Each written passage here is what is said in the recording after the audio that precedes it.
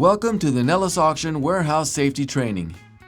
In this series of videos, we will discuss safety rules and expectations that all employees must follow, as well as tips and best practices for staying safe while performing your job. Let's start with body mechanics. Safe body mechanics include the proper way to bend, lift, handle objects, reach, and other ways in which you move throughout the warehouse.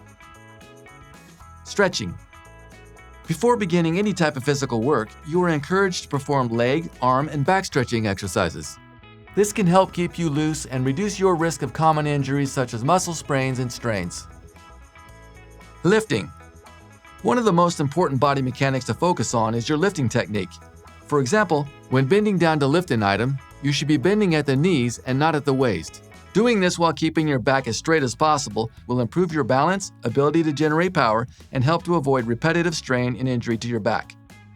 For small items that can be picked up in one hand, you can use the golfer's lift, which includes keeping your back straight and essentially balancing on one leg using your other leg as a counterbalance, as shown here.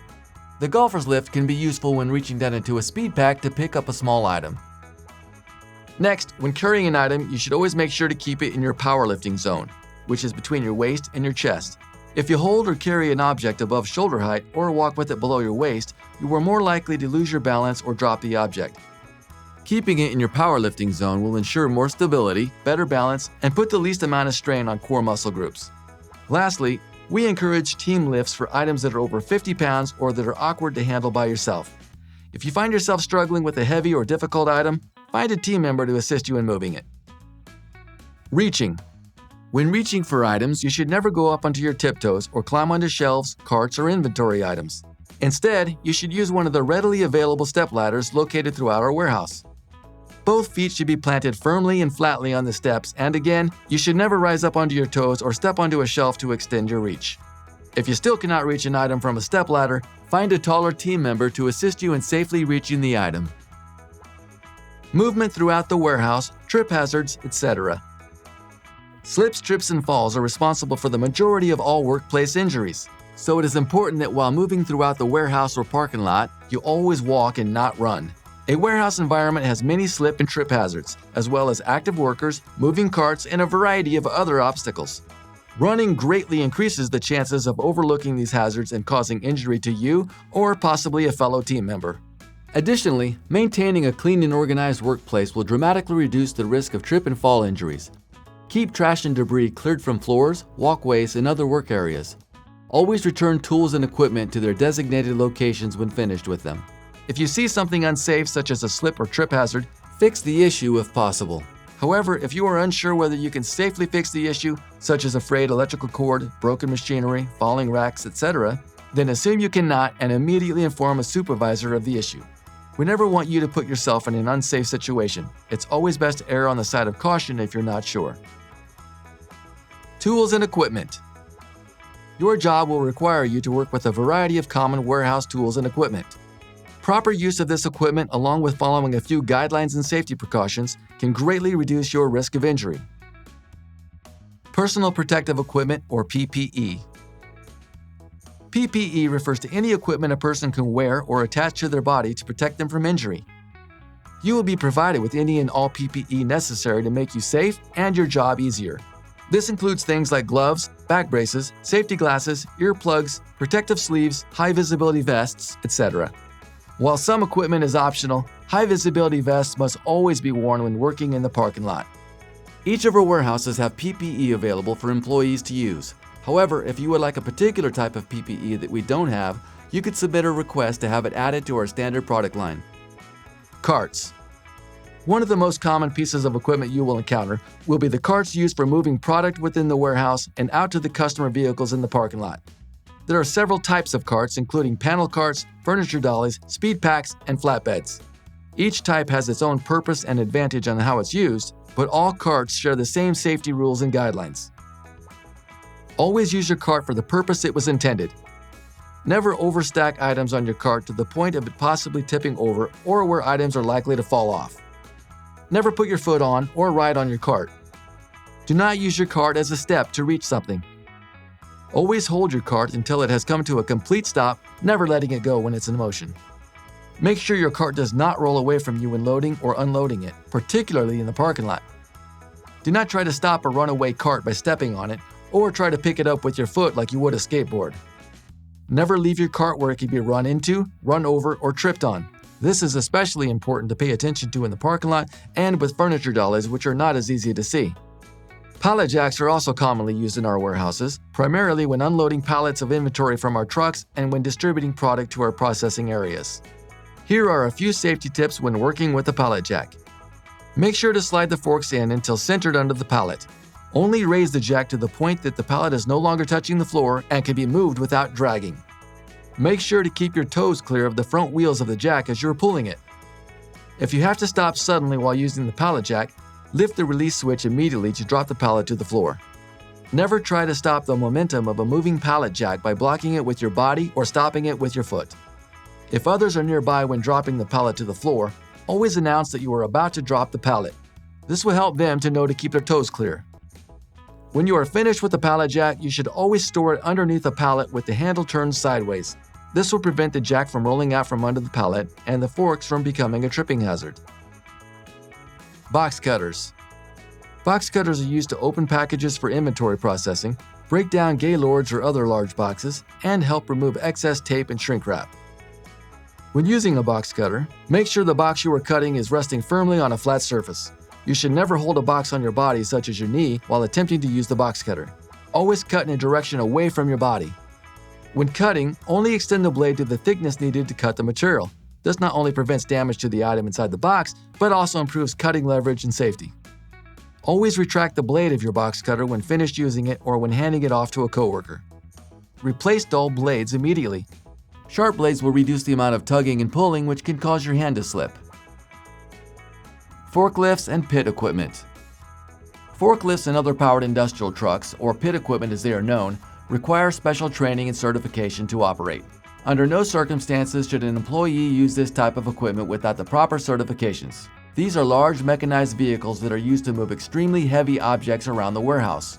The physical power of this type of equipment can lead to severe injuries if they come into contact with an employee, and it is therefore extremely important to adhere to our safety guidelines.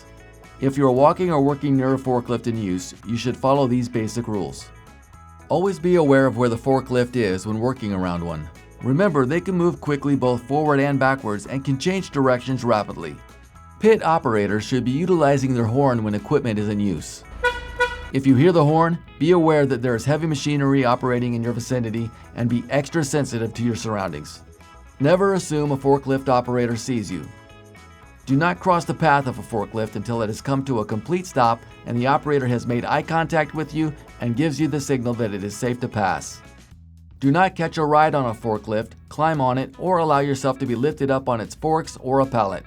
Be careful when walking around a forklift even if it's parked, as the forks can easily cause trip and fall injuries. Conveyors. Conveyor equipment is invaluable when it comes to moving and sorting inventory in the warehouse. However, as much as these systems can help make your job easier, they can also be very unforgiving if you make contact with certain parts or don't follow a few basic safety guidelines. For example, long hair and loose clothing can get entangled and cause a worker to get pulled into the equipment. This can cause serious injury, amputation, and even death. If you have long hair, you should keep it pinned up above your shoulders. Avoid wearing loose clothing like baggy jackets, scarves, hoodies with hanging drawstrings, etc. Never attempt to stand, sit, or ride on a conveyor. If you believe a conveyor or other mechanized equipment is not working properly, you should find a manager to help you with the issue. Never attempt to fix a mechanical issue unless you are trained and authorized to do so. Warehouse organization. The method we use to organize our warehouse is called 5S, which stands for sort, shine, straighten, standardize, and sustain. These are important guiding principles that help us keep the warehouse safe, clean, and organized. A key feature of 5S is having colorful tape markings on the ground that indicate what the particular area of the warehouse is designated for. The tape colors can indicate many things, including where to store equipment, designated walkways, zones for operating heavy machinery, areas with increased hazard risks such as electrical panels, and more. Please reference your building's 5S guide to understand more about your specific layout and how to help keep things organized. Equipment should always be stored in a safe and organized manner. Let's talk more about safe storage practices. There are certain types of equipment that we stack to reduce the total amount of space they take up in the warehouse. These include pallets, floor dollies, tote bins, etc. Pallets should never be stacked more than 10 high. Floor dollies should never be stacked more than 16 high. Any other equipment that might be stacked, such as tote bins, should not exceed 6 feet in height. This helps reduce the risk of strains and back injuries and provides more stability to the stack. Most equipment in the warehouse will have a dedicated storage location. It is critical that items go where they are supposed to go, not only to keep things easy to find, but also to keep the warehouse organized and free of obstacles that may become a safety risk, such as a trip hazard. Egress. The designated paths of travel throughout the warehouse must remain obstruction-free at all times, allowing employees easy access to their workspace as well as the ability to safely exit the building in the case of an emergency. Never store equipment or product in a way that blocks an entrance, exit, or walkway. Nor should you allow anything to obstruct the ends of aisles, openings of trailers, or any other workspaces. Parking lot safety. All Nellis Auction locations have a customer loadout parking lot. This is where customers come to pick up their orders. Due to the high volume of car traffic and customer-employee interactions in this parking lot, it is one of the most high-risk areas of our business. Therefore, you must be diligent in following some important safety protocols while working in our parking lot. First, you must always be wearing a high-visibility vest and your standard dress code attire. This will help increase your visibility to drivers, particularly when it's dark outside. Always look both ways before crossing the parking lot and only cross when you are sure it is safe to do so. Never assume a driver sees you or knows your intentions. It is always best to make eye contact with drivers when possible and wait for confirmation that they're aware of you. Be especially careful when assisting customers or loading vehicles, as you may be invisible to other customers backing out of their parking spaces. If handling any type of cart, always make sure that it is securely stopped before letting it go. Otherwise, it could possibly roll away, causing damage to cars or becoming a tripping hazard to others in the parking lot. Make sure to wear weather-appropriate clothing to prevent overexposure to the heat or cold. Hydration. Staying hydrated is very important when working in a physical environment like a warehouse. Make sure to take time throughout the day to drink plenty of water so you can avoid dehydration, heat stress, and other undesirable issues that can result from a lack of hydration. Dock safety. There are guidelines all employees must follow when working on the dock or within our trailers. First, doors on an empty loading dock should remain closed unless fall protection equipment is in place, such as netting, retractable gates, load bars, or other physical barriers. This will reduce the risk of falling out of the open door. Before entering a trailer, the trailer dock release process, also known as TDR, must be completed. This is a series of safety inspections performed by an employee certified in the process.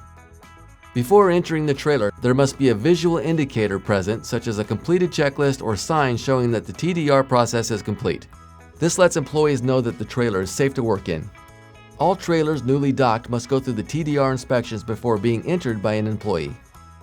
Even if there's a visual indicator stating that the TDR process has been completed, you should always be on the lookout for unsafe conditions in the trailer.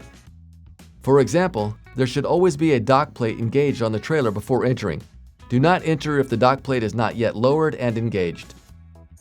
Also, the tractor should never be running while employees are in the trailer. If you are working in a trailer and you hear a tractor engine start, immediately exit the trailer. Always be aware of your surroundings when working in a trailer.